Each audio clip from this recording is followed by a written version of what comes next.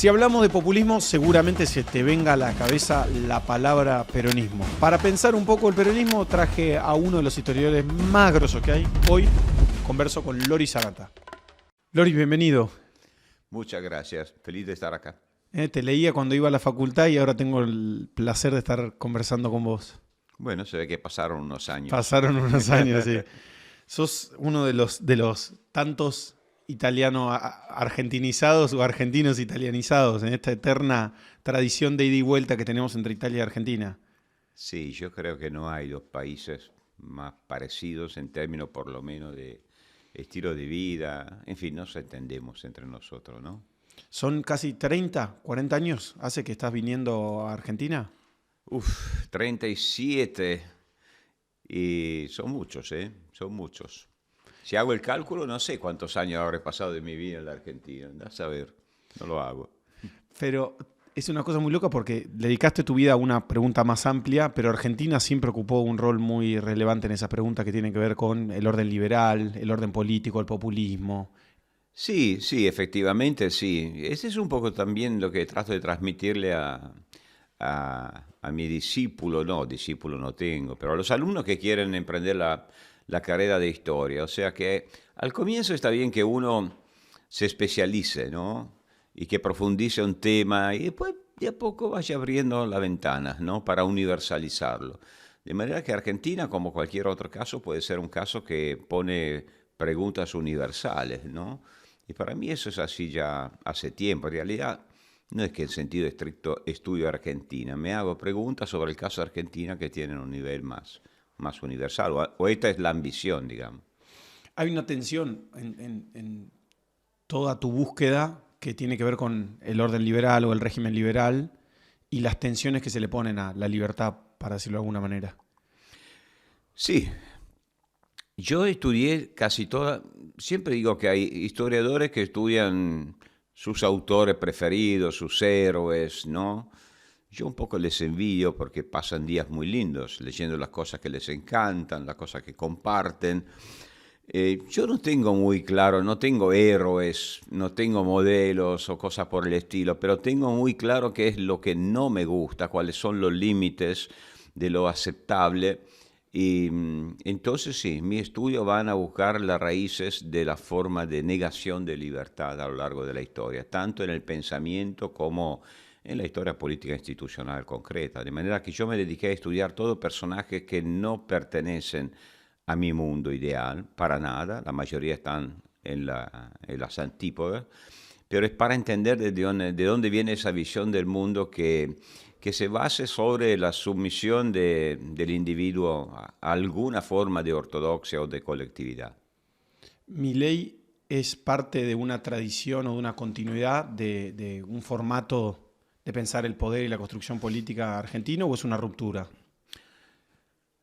Hay en parte una ruptura, esto no hay que negarlo, porque especialmente en el único ámbito que me parece que él conozca efectivamente, que es el ámbito económico, o para ser más preciso, macroeconómico, porque me parece que de ahí mucho no sale, sin duda trata de introducir una manera de entender la economía que es diferente de la tradicional argentina. Eso sí, por lo menos en teoría. Después en práctica veo que tiene forma de electoralistas de comportamiento económico que son bastante llamativas, pero prevalece la continuidad, no me cabe la menor duda. Yo que soy especialista más de los imaginarios, de la forma de construir el poder, de la manera de pensar la sociedad, yo pienso que sea muy embebido de cultura, acá se la llamaría también peronista, ¿por qué no? O sea, una visión profética de la historia y de la sociedad. La idea del pueblo puro de los orígenes que se corrompe, del Redentor que lo lleva a la tierra prometida, con esta obsesión para la tierra prometida. Vamos a hacer Argentina potencia, vamos a hacer en el podio. Una obsesión, ¿no? Que parece corresponder a una frustración. En cambio, si uno piensa el pensamiento de tipo liberal, el pensamiento de tipo liberal no tiene una visión profética o escatológica de la historia, ¿no? Piensa de aprender de los errores, de mejorarlo, de reformarse. Eso es la gran diferencia entre el reformismo, que tiene un concepto escéptico y evolucionista de la historia humana y la visión profética. La visión profética es tremendamente peligrosa para la libertad de los individuos, porque si uno lo piensa en nombre de un ideal profético, que es el más alto que se puede imaginar, bueno, todos los medios son aceptables. Si el fin es tan alto, todos los medios son aceptables. De manera que Milei no cabe de ninguna forma dentro de la tradición de ningún tipo de liberalismo. El anarcocapitalismo sí, pero es otra cosa, no es liberalismo. ¿Por qué te agarró esta obsesión por la libertad? Todo el tiempo estás en torno a esta pregunta. ¿Sentís que es algo biográfico de cuando eras chico? ¿El contexto, Italia, la historia italiana? ¿Qué era lo que te empujó a pensarlo? Aquí casi, esto es una pregunta psicanalítica casi, Sí, diría. sí, literal. A ver, yo creo que tenga que ver en realidad con mi historia personal, como todos, ¿no? En la vida elegimos caminos que están en buena parte dependientes de nuestra historia personal. Yo haber crecido en una familia comunista y crecer en una familia comunista en la Italia de los años 60 y 70, bueno, es ingresar a un club importante, ¿eh? O sea, Sí. cosas serias, de la cuna a la tumba. Las casas del pueblo, la fiesta de la Unidad, que era el diario del Partido Comunista, o sea, todo eso, la sensación de pertenecer a una tribu muy protectiva, muy linda, muy linda. El Partido Comunista en Italia ha sido una forma de socialización extraordinariamente interesante. Pero un poco por eso, un poco tal vez porque nunca tuve buena relación con mis padres se separaron muy pronto, entonces yo fui obligado, estudiando, a buscar mi camino. Y desde entonces yo rechazo toda forma de pertenencia identitaria que implique una ortodoxia, una sumisión a un colectivo. Y esto lo trasladé también a mi experiencia de estudioso. Y además estudiar sirve. Bueno, estudiar uno se hace preguntas. Claro que si uno no estudia y está conforme con lo que aprendió de niño, llega a viejo pensando como pensaba de niño. Pero ya que vivimos, cambiamos de idea, ¿no? Hay una tensión, decís, todo el tiempo entre libertad y comunidad, ¿no? Y construyendo sobre su idea, yo me siento muy identificado en esa cosa que decías de no sentirme parte de la tribu. Sí. Sobre todo cuando maduré políticamente en la adolescencia, que fue cuando me mudé a vivir a Buenos Aires, tenía mis compañeros, era furor kirchnerista. Si no eras kirchnerista, eras la dictadura militar. Y era un furor, un clima que asfixiaba. Y nunca curtí con eso, nunca me gustó ser parte de eso. Pero me sentía muy raro, porque cuando estás en esa te sentís como un poco solo. Y tenés todo el tiempo esta tensión que vos bien señalás entre la libertad y el camino individual, que es un camino de preguntas y de no certezas, y la comunidad que te da refugio. El nacionalismo es una de esas, en Argentina muy presente, pero la cosa futbolera que tenemos en Argentina también, que yo la considero como... Yo tengo una mirada no gorila de la cosa, ¿no? Para hacerla más amplia. Sí. Que yo creo que hay un valor lindo en eso, que hay que poderlo entender y mejorar y aprovechar como un nacionalismo sano y un nacionalismo chauvinista, ¿no? Una cosa del orgullo de lo que vos tenés, del orgullo de tu tierra, de tu clima, de tu idioma, y al mismo tiempo una cosa que no sea que el otro es el mal, que porque nosotros somos el pueblo elegido, el otro es malo. Así es. Sí, adelantaste varias cosas. Claro que una visión de ese tipo, o sea, el sentido de pertenencia, que puede ser la patria, puede ser la fe, puede ser la hinchada de fútbol, y puede ser cualquier cosa en realidad, ¿no? Hoy en un mundo de identidades tan fragmentadas puede haber ortodoxia de cualquier tipo, de cualquier tipo. Y claro que esto, ¿qué consecuencia tiene? Tiene la consecuencia de transformar el mundo, no en un mundo libre, cacofónico, donde hay un montón de voces, todas diferentes entre ellas, sino en la arena eterna de la lucha del bien contra el mal. Por supuesto, uno piensa encarnar el bien y transforma el otro en el mal. Y esto, no casualmente, los procesos de democratización de la política en la edad contemporánea dependen de la secularización de la política. Y las mismas iglesias, especialmente el cristianismo, para convivir con la democracia se han extraordinariamente secularizado. Ya no tienen más la idea que tenían en la antigüedad de un mundo dominado por lo sagrado. Reconocen que hay una esfera de autonomía. Dicho esto, que vos te sientas solo, a veces está bien, es sano sentirse solo, porque si no, realmente el grupo Que está bien que haya grupos, todos tenemos grupos. El tema es cuando el grupo es voluntario. El voluntario nosotros lo elegimos, decidimos formar parte de él y formamos parte de un grupo a través de nuestra conciencia crítica en todo momento. El problema es cuando el grupo se transforma en un grupo natural, o sea que vos tenés el deber de pertenecer a ese grupo. Naciste aquí, tenés que ser del grupo de aquí. Bueno, pero yo no estoy de acuerdo con... No importa, es un tema natural, la familia, el territorio, la profesión. No casualmente, la visión corporativa del mundo, estamental del mundo, se basaba exactamente sobre ese tipo de solidaridades naturales.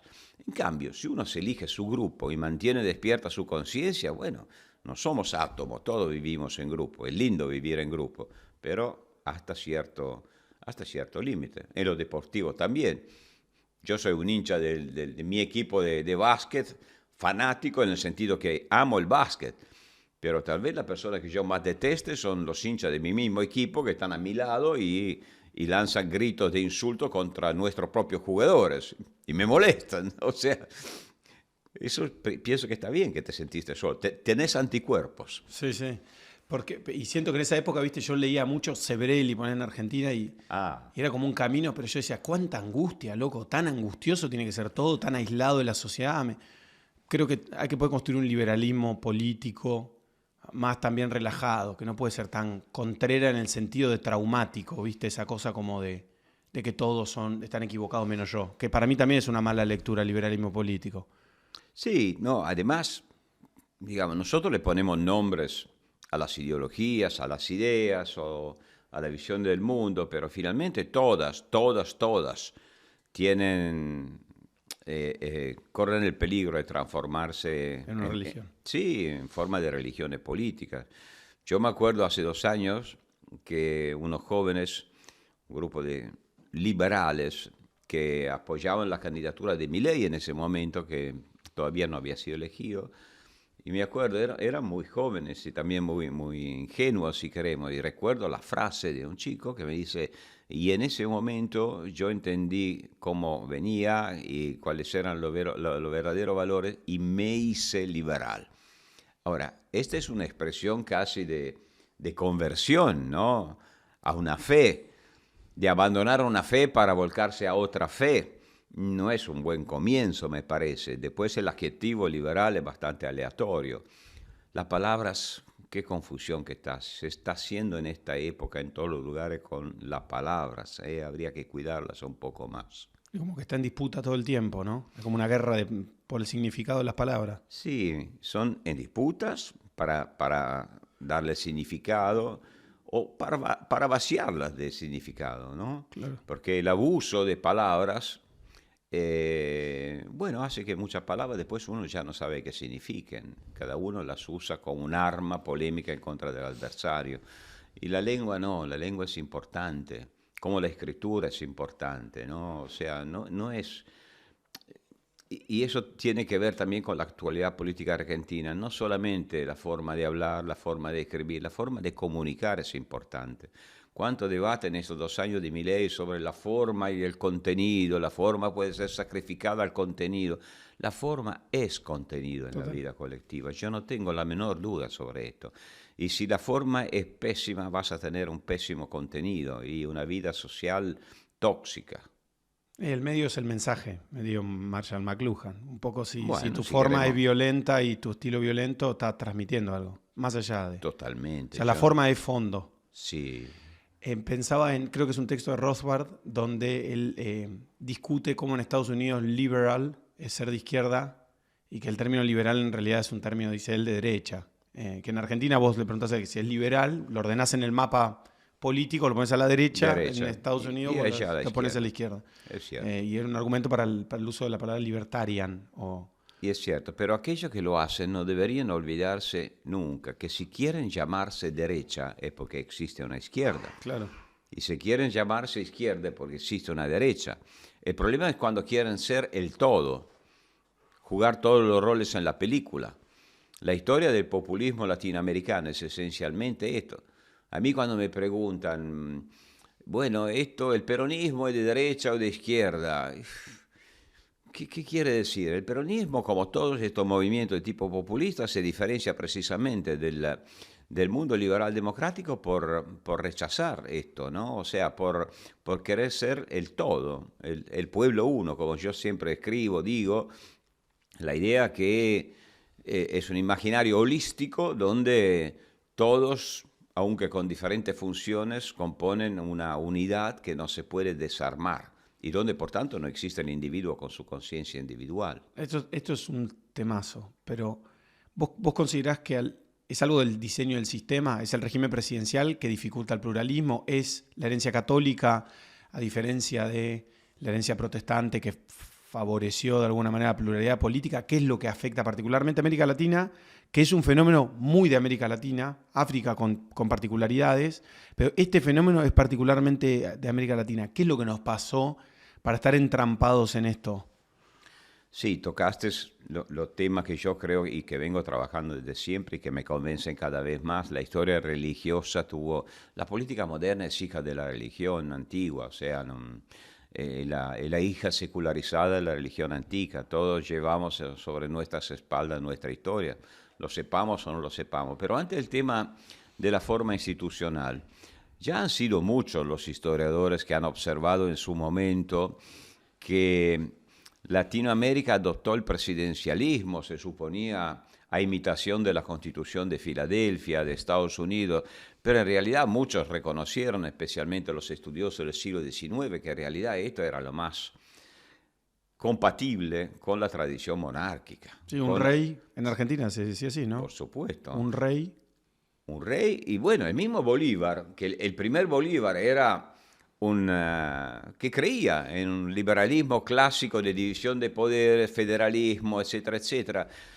Al final de su vida es tan escéptico, para no decir pesimista, que termina escribiendo constituciones, Perú, Alto Perú, y teorizando estas constituciones donde dice un monarca llamado presidente. O sea, observa que por la historia que ha tenido Latinoamérica, donde a lo largo de 300 años de colonia no ha habido la oportunidad histórica de que creciera la burguesía, la simiente del individuo moderno, como había pasado en el mundo protestante, que es el otro tema que vos evocaste.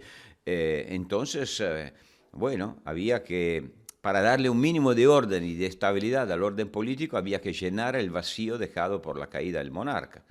De ahí que los presidentes se han transformado muchas veces en monarcas y como tales se comportan.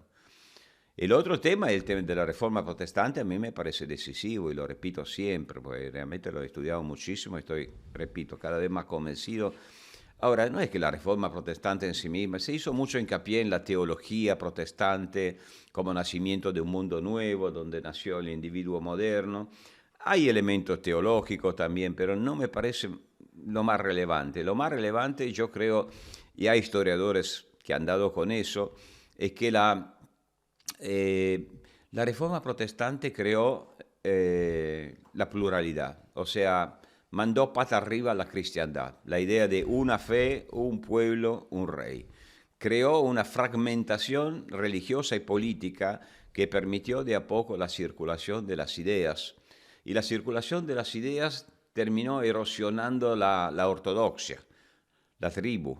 No casualmente las grandes revoluciones de la modernidad, la científica, la tecnológica, la constitucional, nacieron ahí. Y acá, no solamente en Latinoamérica, también en la Europa Latina pasó lo mismo. O sea, la contrarreforma conservó el principio de la unanimidad. No solamente, trató de fortalecerla contra la amenaza protestante. Así que, bueno, es una herencia muy pesada, porque pensar en la sociedad, en el poder, en la política, como un conjunto holístico que no admite, que no tolera la pluralidad, que ve en la pluralidad una amenaza de fragmentación de lo que debería ser unido. Bueno, es difícil, es muy difícil. Tengo un amigo historiador tucumano que siempre tenemos esta misma discusión sobre qué viene primero, ¿no? Si el tejido social, económico, o el nacimiento de una burguesía, o una clase media, o una élite, o el formato, insertar la palabra que quieras, o un orden político, ¿no? En Argentina es una democracia a nivel nacional, a nivel subnacional hay dudas, ¿no? Viste, hay quienes dicen acá hay gradientes, niveles, Carlos Gervasoni, para nombrar alguno, a nivel subnacional. Entonces, ¿cómo logramos regímenes más democráticos en Formosa o en Santiago del Estero, por poner un ejemplo? Y siempre está esta discusión de si se puede, dado que el tejido económico, social, productivo no habilita esa forma de gobierno. Te lo retomo porque es una forma moderna de hacerse la misma pregunta que en el 1800 es cómo se puede gobernar esta sociedad caudillista, ¿viste? Como con mano dura, hay que primero hay que ordenar políticamente y después va a venir el progreso, el desarrollo y la iluminación. ¿Cómo es ese diálogo? ¿Cómo te lo imaginas? Y eso en un país moderno como Argentina, ¿no? No quiero pensar en los restos de la región, pero Sí, seguro. que es más complejo inclusive. Más complejo todavía. Bueno, no, esa es una pregunta que me supera, porque claro que yo no tengo una receta. Si la supiera, trataría de venderla también. No, pero parece algo, viste, la famosa trampa de los países de ingresos medios, que hay una gran discusión hoy que es, no se puede salir porque estos regímenes son democráticos en un contexto que no funciona, viste, el advenimiento del autoritarismo como un camino posible. Claro, bueno, efectivamente eso ha pasado muchas veces en la historia, ¿no? La idea de superar esta etapa de democratización precisamente porque hay bloqueos históricos, culturales, institucionales, entonces la idea de una gran modernización autoritaria. Sí. Y después se supone que... Pero la modernización autoritaria cambia las estructuras sociales. Hay que tener mucha confianza en la idea, que en realidad es bien estructuralista, casi marxista, ¿no? Que la composición de clases, que los modos de producción son aquellos que realmente cambian la cultura. Yo no la veo así unilateral. Pienso que la cultura también condiciona de forma muy importante el funcionamiento de los sistemas sociales y los modos de producción, de manera que en realidad yo creo que no existe una receta ocultada en algún lugar. Es un trabajo de todos los días, de difundir un sentido de conciencia individual. Eso es, erosionar a través la cultura, la información, la apertura al mundo. Tal vez esas regiones de Argentina sean demasiado cerradas al mundo, han tenido muchas etapas de gran proteccionismo, de quedarse encerradas, tal vez habría que abrirlas un poco más, pero es un trabajo de generaciones, no existe un camino más corto que solucione el problema que yo sepa. Y en Argentina, después de 4 décadas para ser bueno de caída del PBI, lo que pasa es que hay como una ansiedad generalizada y esta cosa de, primero, viste esta idea como que cuando los países van a la baja o como cualquier cosa va a la pérdida, es más difícil lo redistributivo porque todos sentimos que perdemos. Me parece que en Argentina eso es evidente que ocurre, lo cual torna todo proceso, pienso en el caso Milei, que siento que hay mucha gente que apoya y sostiene a Milei porque piensa que es una especie de atajo y de velocidad más rápida. Bueno, no me gusta, pero que acomode y vamos rápido, como si existiera una receta mágica que en 4 años resolviera algo que no se resuelve hace 40. Bueno, está tocando un tema fundamental, o sea, el caso Milei a nivel nacional, pero hay muchos casos a nivel regional, demuestran que efectivamente en muchos casos, evocando una urgencia, emergencia, que generalmente existe, por supuesto, pero se suelen... Salvador, ¿estás pensando Bukele, por ejemplo? Por ejemplo, sí, pero también acá en las provincias hay casos, ¿no? Que todos lo conocemos, que son, no casualmente lo llaman feudos o feudos familiares. Ahora, en estos casos, buscar atajos significa reproducir en realidad en nombre de la urgencia lo que sería necesario evitar, ¿no? O sea, bueno, tenemos una emergencia, queremos destruir la herencia de los profetas de antes y buscamos otro profeta. Y pasan las generaciones, la solución es igual al problema que quiere solucionar. De manera que de ahí los bandazos, ¿no? Los bandazos de un lado a otro, que tienen muchos parecidos entre ellos, pero que no salen de esa visión política de tipo populista, a final de cuentas. Por eso hay mucha gente que plantea, tenés mucho cruce de voto, personas que votaron a Alberto Fernández, personas que votaron a Milei, ¿no? Hay quienes plantean como en Milei, este tipo de campera de cuero, como con estilos y modo más peronista, como más una continuidad de la historia política argentina, como si Macri hubiese sido como un sujeto raro. Más allá de su origen, de su clase o de su estilo, que en el caso particular de Macri no era un líder de corte populista, Claro. definitivamente un líder carismático, porque a pesar de que a alguno le parezca más carismático o menos, creó base social, representación y construyó un partido político, pero como una cosa medio rara de esta especie de intento de liberalismo político en la historia argentina. Yo me quedo con la idea que efectivamente el gobierno de Macri representó un corte y un potencial cambio histórico que no se aprovechó. Yo creo que cuando se verá en perspectiva histórica, la verdadera potencialidad de cambio se dio con el gobierno de Macri y, repito, fue una ocasión perdida. Después aquí, bueno, no Como es. Frondizi, va a ser visto como una especie de Frondizi a la larga, ¿no? Bueno, ahora sí, esa era una época muy diferente, en un contexto muy Sí, total. diferente, con el poder militar, pero eso que observas es cierto, sin duda, digamos, si queremos crear tipologías, Macri no pertenecía a ese universo eh, religioso, político-religioso, ¿no? Efectivamente pensaba en un gobierno que salía de este cauce tradicionalmente profético. En cambio, Milei sí que pertenece totalmente. No casualmente, Milei pudo hace 2 años conquistar mucho voto también en barrios que habían votado peronista, en capas pobres también, donde por supuesto llegaba a través del mensaje mesiánico, no ciertamente a través de la propuesta macroeconómica. Eh, Así que sí, Macri sería lo que en la óptica de la tradición populista argentina se la llamaba un tiempo cipayo, antinacional, antipatria, perteneciente a esa élite europeizada que se expulsó del mito nacional argentino. Milei, aunque pueda parecerlo porque invoca a Rothbard o personajes raros, la escuela austríaca, que a la mayoría de los argentinos no le dicen nada, pero por su estilo político es profundamente perteneciente a esa tradición profética de la Argentina profunda. Sí, vamos a buscar una definición formal, ¿no? En Argentina durante mucho tiempo estuvo de moda Laclau, Chantal Mouffe y una idea de populismo benevolente, para decirlo de alguna manera. ¿Cuál sería tu definición de populismo, que es bastante particular? ¿Del populismo? De ¿Cuál? populismo, en general. Ah, yo tengo la definición más breve al mundo, muy sencilla, es una nostalgia holística.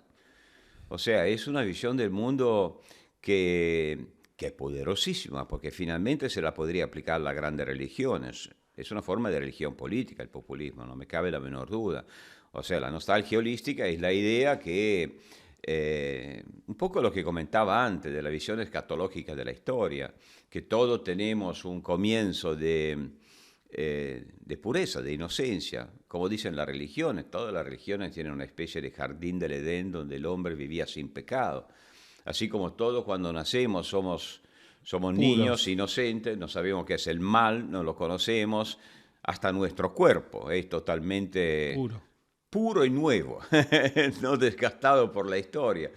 Pero después, claro que al ingresar a la historia se descubre el mal, eso vale para los individuos como vale para los pueblos, ¿no?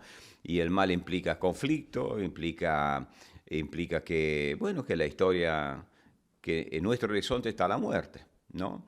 Y entonces el sueño, efectivamente, de esta visión del mundo no es tratar de mejorar las condiciones de vida, teniendo en consideración que somos, lo que Kant llamaba la madera torcida del hombre, que es así, somos así, no nos vamos a perfeccionar, sino que la idea, el sueño, la gran utopía poderosísima es volver a la pureza de los orígenes. En realidad es un relato extraordinariamente reaccionario en sentido etimológico, volver a la pureza perdida. De ahí la nostalgia. El populismo es profundamente nostálgico. Si le hacen caso, todos tienen un relato en que hubo una edad de oro que se descarriló. Hay un culpable, el culpable es el herético que habrá que combatir toda la vida, por lo tanto no es asimilable al orden político. Acá es tan evidente, para el peronismo el mal fue toda la tradición ilustrada que terminó corrompiendo la pureza del pueblo que había sido plasmado por la evangelización. Y si uno ve a Milei, existía una gente de bien, de la Argentina liberal, romantizada, transformada en una especie de paraíso en la tierra, que a los historiadores le hace un poco reír, porque bueno, está bien, fue una época positiva, pero tampoco exageremos, si no nos explica lo que vino después, ¿no? Y bueno, y la idea es que después vinieron los corruptores fueron, hace hincapié más en Irigoyen que en Perón, si le hacen caso, y después, bueno, y después llega el Redentor que promete devolver a la Argentina lo que había sido cuando era en la Edad de Oro. La democracia o las instituciones como algo más amplio parecen ser un límite a esos discursos, ¿no? Parece ser como un gran moderador en un momento del mundo en donde la democracia está en crisis. ¿Qué reflexión haces? A ver, primero que la democracia siempre está en crisis, por definición, debe estar en crisis, pues si no significa que ha muerto. La democracia es un animal que tiene que adaptarse al cambio de circunstancias. Claro que hoy, frente a tantos desafíos, los cambios tecnológicos, la globalización, la forma de representación directa a través de las redes sociales, podemos nombrar miles de cosas que la obligan a modificarse y seguramente en las próximas décadas ustedes verán modificarse la democracia así como la conocemos. Pero no se olviden que hace un siglo, exactamente un siglo, también se hablaba de la muerte de la democracia, de la crisis terminal de la democracia. Y después de la Segunda Guerra Mundial, la democracia supo renovarse de forma extraordinaria. Hoy a nosotros la democracia del siglo XIX nos parecería muy poco democráticas en realidad. De manera que está bien que la democracia esté en crisis. Ahora, claro que para una visión, como yo vengo diciendo, populista, o sea, nostálgica de la unanimidad, la democracia es un estorbo, es una molestia. Pues la democracia se basa sobre un proceso esencialmente institucional. A mí me da miedo la idea de buscar siempre la esencia de la democracia. No, la democracia es un sistema de reglas para tratar de transformar el fisiológico conflicto entre los hombres en una forma de cooperación, o por lo menos de no destrucción mutua. Pedirle demasiado es extraordinariamente peligroso. Las democracias esencializadas se transforman en algo diferente. Al mismo tiempo, la democracia está en crisis siempre, porque la democracia, respecto al relato histórico de los populismos, bueno, claro que la tiene siempre toda de perder. Un sistema de reglas no puede competir con un sistema que te promete la salvación, que te promete la tierra prometida, que te promete una épica, que somos un grupo y que el individuo puede ponerse bajo la protección de una pertenencia. La democracia apela a la responsabilidad de los individuos, a las conciencias, y esto la tiene siempre, repito, todo de perder, pero igual hay que seguir con esto. Hay un amigo, Martín Bomer, un profe de Derecho, que siempre dice que la democracia es un sistema que exige muchísimo más a las personas, por eso también es un sistema cual es muchísimo más difícil de entrar, de entender, de comprender, y que demanda o prejuzga o de alguna manera piensa que del otro lado hay ciudadanos, en una época en donde se pierden algunos, pero yo no lo digo una mirada nostálgica, ¿no? Pero digo, hoy lee más gente, hoy hay menos analfabetos que hace 100 años, o sea, el mundo está en un lugar mejor. Yo soy liberal en ese sentido y muy optimista, no determinista, pero pienso que estamos mejor, pero que demanda que tenés que entender que ponerle la música fuerte al vecino afecta a un otro, que puede ser que a mí me guste, pero que al otro no. Corto un segundo para pedirle a la gente, por favor, que está mirando esto, que se suscriba, que likee este video, que lo comente, que siempre suma si lo comparte. Pueden dejarnos un dato curioso abajo, algo que quieran que leemos todos los comentarios. Así que estábamos en el peso de la democracia o la dificultad. Hay también para mí una lectura simplista. Hace poco llegó argentino, se puso muy de moda un escritor italiano que se llama Giuliano D'Empoli. Que yo leí el libro y todo el mundo dijo, qué fascinante, me pareció malísimo, con respeto al autor, ¿no? O sea, Los ingenios del caos, malísimo, una mirada simplista, burda, que no existe en la realidad, como que hay una conspiración internacional de gente moviendo las cuerdas para manipular. Me parece tan ridícula la idea y tan poco concebible como que viene de alguien que no estuvo nunca en el ejercicio del poder. O sea, definitivamente, yo trabajé en un gobierno y trabajé al lado de un presidente. Y todo lo que pasa en general tiende a ser coincidencia, casualidad o un quilombo. No hay tal cosa como un gran plan macabro controlado. Es una cosa conspirativa que que obviamente emerge en este mundo de dudas y de incertidumbre, donde la gente no tolera la incertidumbre, esta idea de que hay gente manipulándonos, ¿viste? Encerrados en una oficina, el plan Andinia para quedarse la Patagonia, los judíos que quieren dominar, es una cosa muy loca. ¿Por qué pensás o no sé si capaz vos estás de acuerdo, ¿no? Pero ¿por qué se populariza ese tipo de discursos? Creo que insulta la inteligencia de la sociedad en general, ¿no? Tengo la impresión que tuvo mucho más éxito acá que en Italia, estos libros, que están bien confeccionados, bien hechos, pero yo también le encuentro este enfoque de tipo conspirativo que como historiador un poco me hace sonreír, pues la historia generalmente es el paraíso de la heterogénesis de los fines, o sea, nunca es como alguien planificó que debería ser.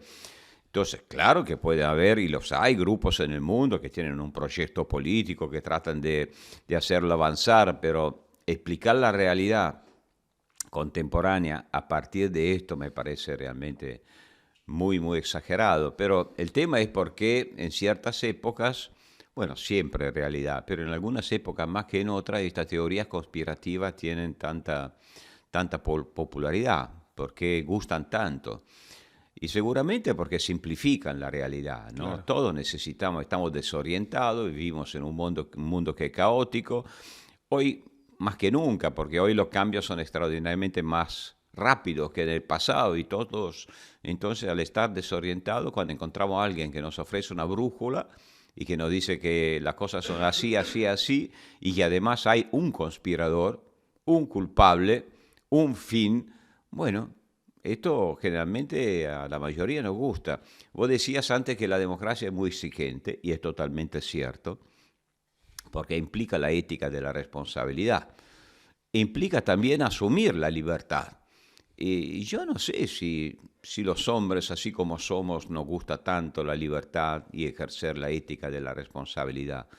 Si en realidad, en muchos casos, o la mayoría de nosotros, no prefiere un mundo donde someterse a un conjunto protector o a un líder que te promete, si no nos gusta ser engañados.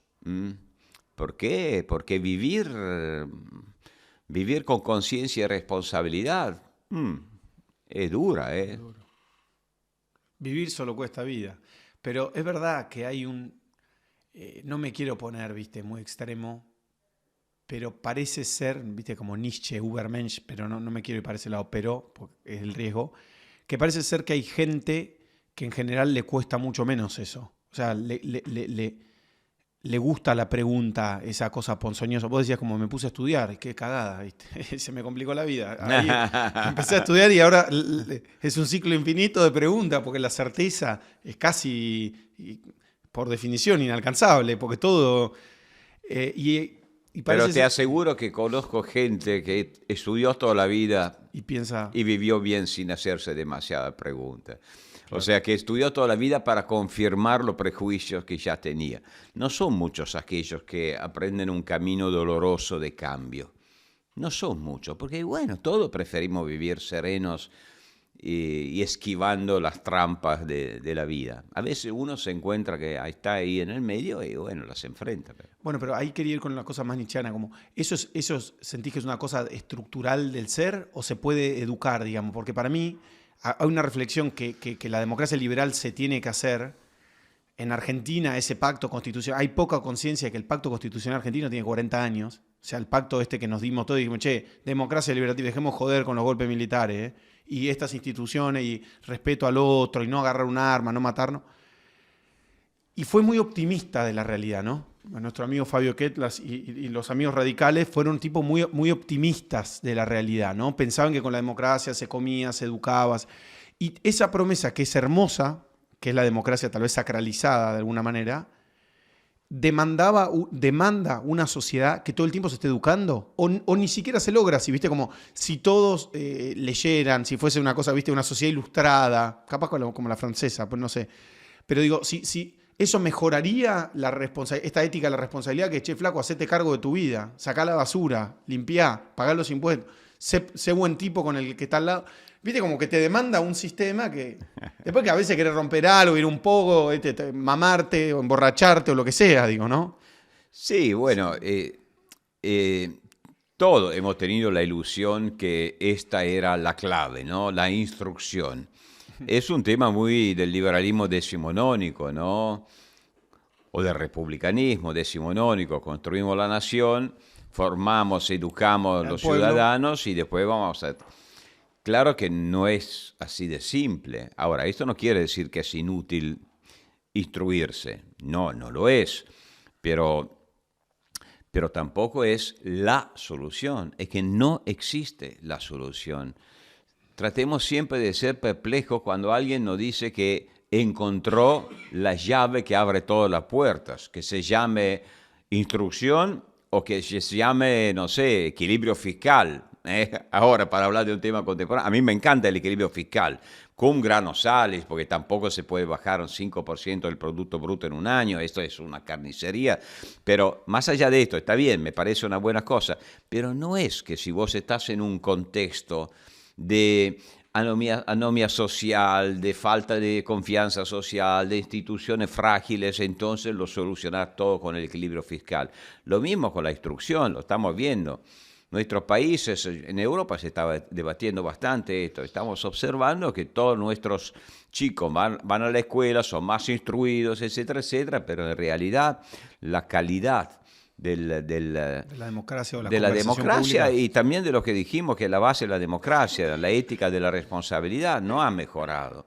Entonces, hay muchas cosas que hay que juntar en eso. No, puede ser una crisis, pienso, mi generación se hace mucho esa pregunta, la vuelta a la religiosidad es una respuesta de una pregunta que es una crisis de sentido, que no sé si tu generación, inclusive algunas anteriores las tenía, ¿no? Porque tenía esta cosa determinista de que cuando esto pase vamos a estar, pasa esta democracia y esto se resuelve, capitalismo, libertad, y nos dimos cuenta que no. Entonces la pregunta es, ¿para qué vivimos? La respuesta es vuelta a la religión para muchos, bla. Para otros es una conexión espiritual con una pregunta más amplia que es, no sé si tiene que hacer una aproximación religiosa, yo siento que a mí la religión institucional nunca me trajo, sí la cosa más espiritual que una conexión con el sentido. Eso me parece muy bien, siempre. Después cada uno a su vida le da el sentido que cree, pero el hecho mismo que se ponga el tema, el problema, me parece un paso hacia una ética de la responsabilidad. A mí no me preocupa en sí mismo el regreso de las religiones, sino fuera que muchas veces el regreso a las religiones no es finalizado a un crecimiento de la responsabilidad individual, sino que es a la búsqueda de Culpable. Sí, de un culpable y de una válvula de escape, de alguna forma. Y en el mundo de hoy son ciclos históricos. Yo viví una época, tal vez que era una época donde esto no se daba tanto, más bien era una época de laicización, etcétera. Pero son ciclos. Hace exactamente un siglo estaba pasando lo mismo, el regreso de las religiones. ¿Cuántos viejos positivistas de fin del siglo XIX que habían creído en la razón se arrepintieron y pasaron a la religión? Hoy estamos viviendo algo así.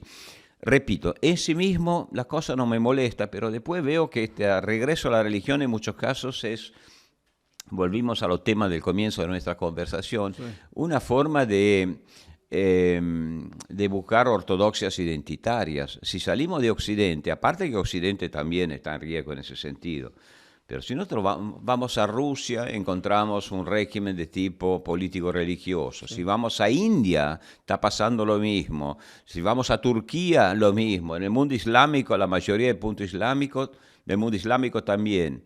Hoy hay nacional-budismos en algunos países. Si uno va a Sri Lanka, etc., la política está basada sobre lo religioso. ¿Cómo era el nacionalcatolicismo acá en España o en Italia en los años 30? Me gusta esto de lo cíclico que decís, porque pareciera ser que toda la conversación del siglo XIX en Argentina, o sea, la construcción de Estado en Argentina, viene con una oleada liberal que nos descatoliza, para decirlo de alguna manera, y después el Congreso Eucarístico Nacional. O sea, hay un montón de cosas que van pasando en Argentina que nos terminan trayendo de vuelta a la religión, a la religiosidad, para decirlo como amplio. En el caso de Argentina es evidente, muy evidente y además más fuerte que en otros lugares.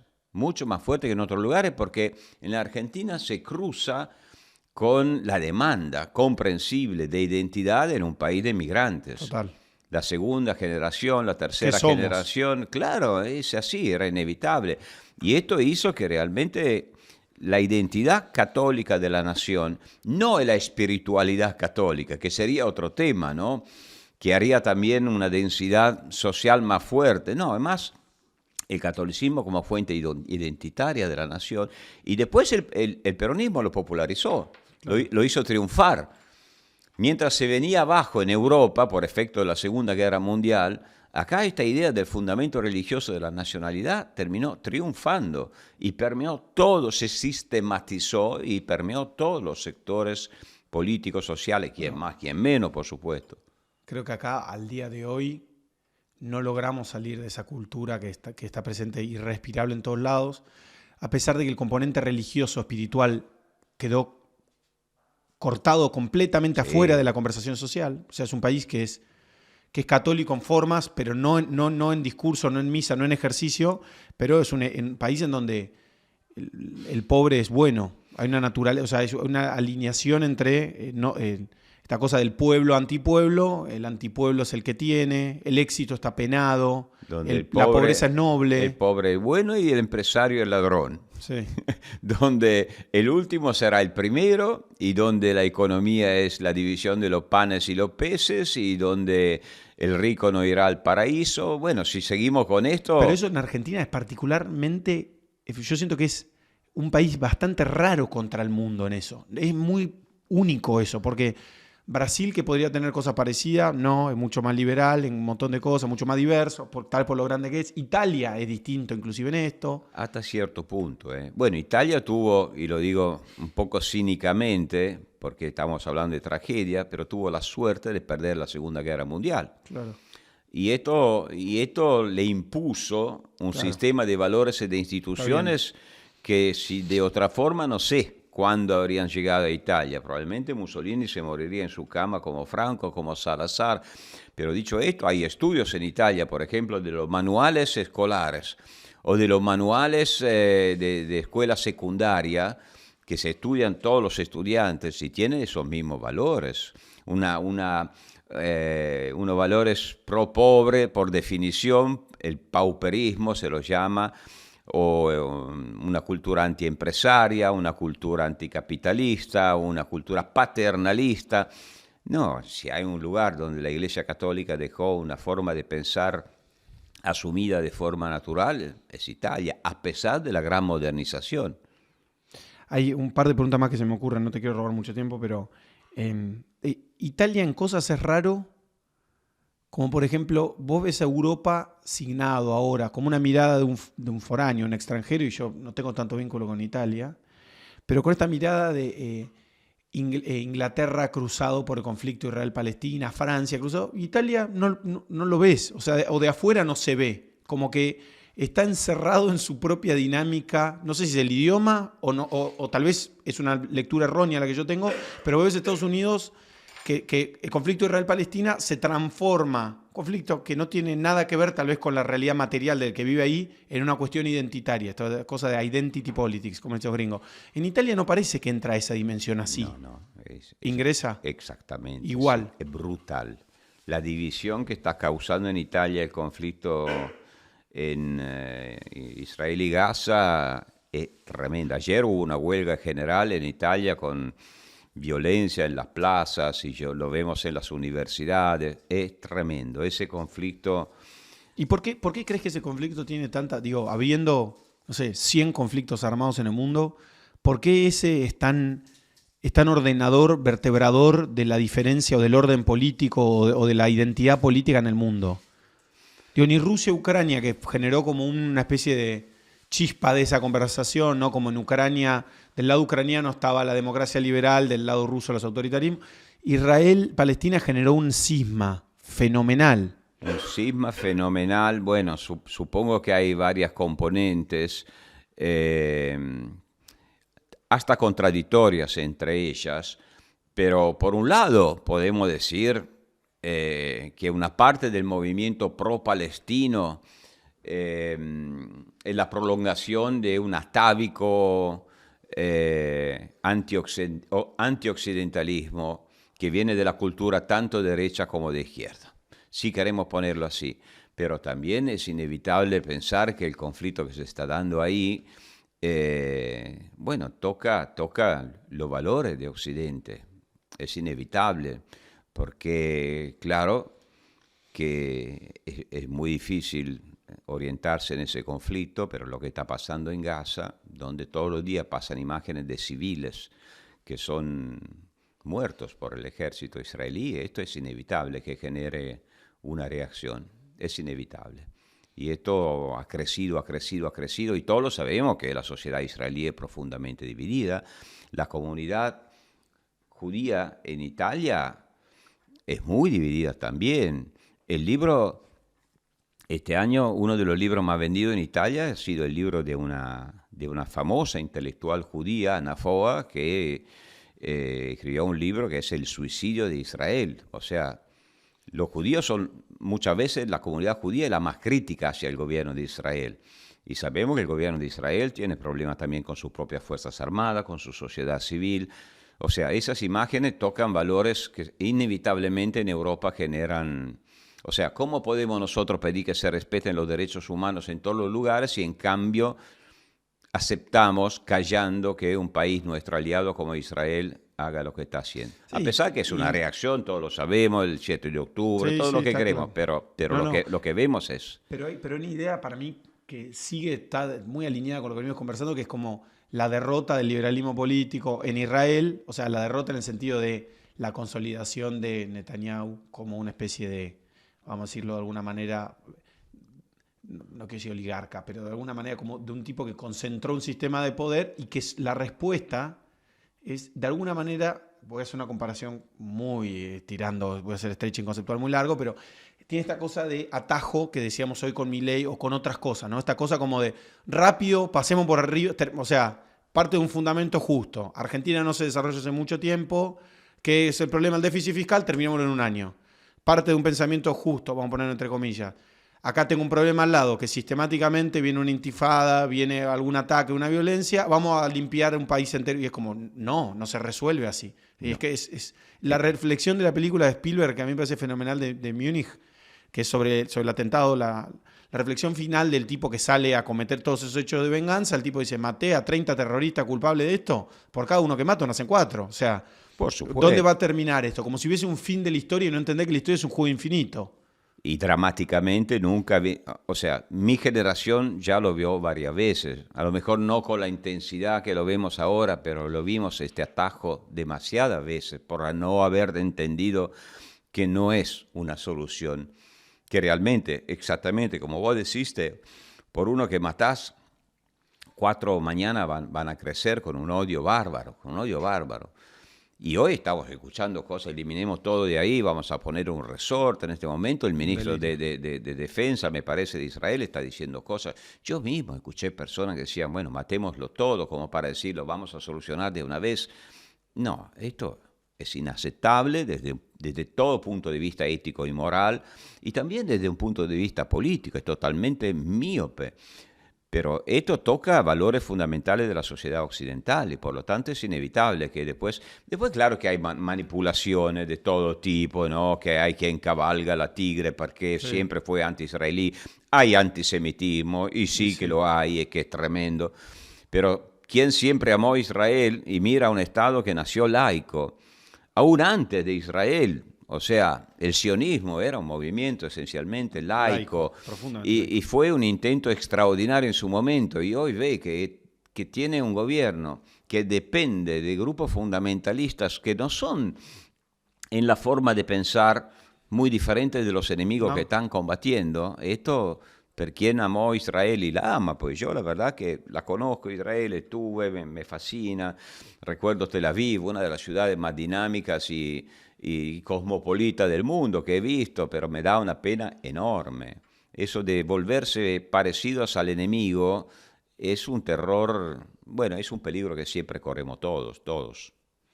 No me quiero ir sin hablar 2 o 3 temas que estudias mucho y que no los pasamos de largo, pero no hablamos del ejército.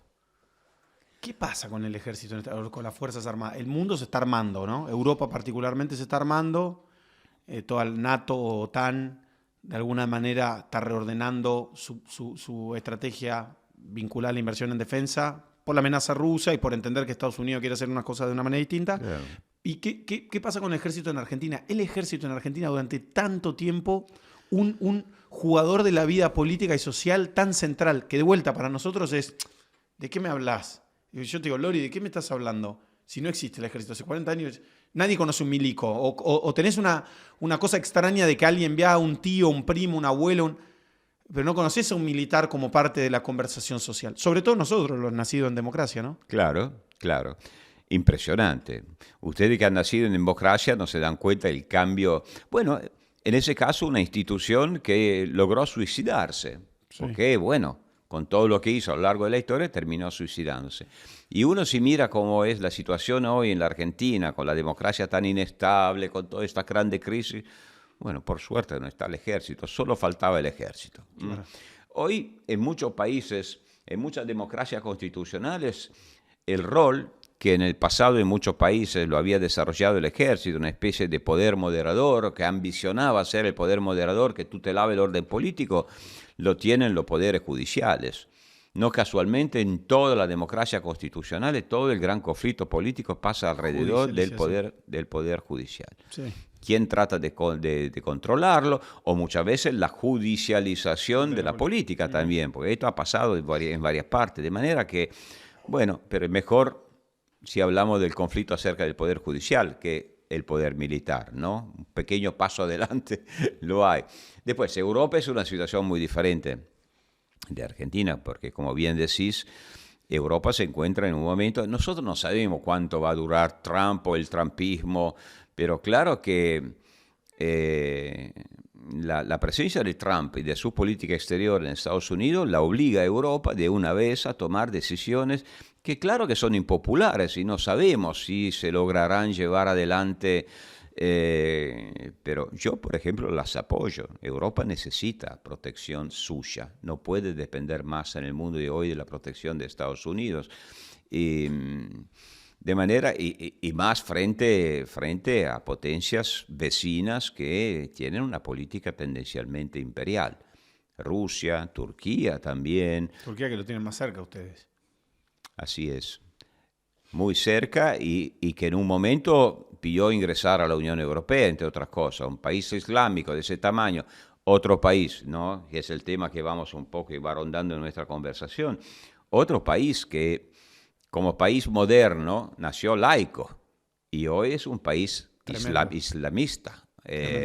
Pero podríamos hacer muchos ejemplos. Entonces, Europa hace bien en defenderse, pero decirle a los europeos que crecieron no en 40 años de democracia, ya en 80 años de democracia, decirle que tienen que gastar una alta percentual de su producto para crear o para fortalecer sus Fuerzas Armadas, no es nada popular. No. Y genera también, pues esos recursos de algún lado salen en sociedades que sienten el peso como de la en la post-crisis 2008, ¿no? Una generación que se siente no insertada al mercado laboral, que no tiene oportunidades, parte de la frustración, la tensión inmigratoria arriba.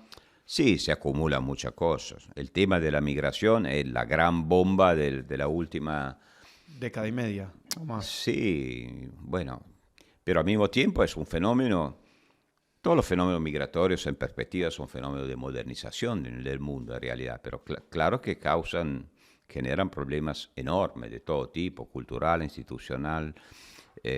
También dan soluciones, porque Italia y todos los otros países europeos, con la tasa de crecimiento demográfico tan bajo que tienen, ya tienen sistemas de welfare que no son sostenibles. Después, claro que hay muchos que cabalgan una vez más el tema, bueno, están destruyendo el Estado social. A veces sí, pero a veces es que simplemente el que tenemos no se puede sostener. Claro. Pero vienen los inmigrantes que contribuyen de forma muy importante en mantener la flote, porque si no... Sí, la reflexión es cómo haces que la inmigración, que para mí también es un proceso virtuoso por naturaleza, esa mezcolanza siempre aporta cosas hermosas a la humanidad. ¿Cómo haces que eso sea lo menos traumático posible? La historia del mundo es que es bastante traumático siempre. Y que nunca se logra organizar de una manera muy correcta, pero encuentra un nuevo equilibrio, digamos. Es así, es tal como dices. Digo, Por eso muchas veces los debates ideologizados, que son la mayoría alrededor de la migración, molestan mucho. Los buenistas que dicen vengan todos, lo que dicen los echémoslos sí. todos, son realmente formas de especulaciones que dan una bronca enorme, porque frente a problemas serios habría que enfrentarlos de forma seria.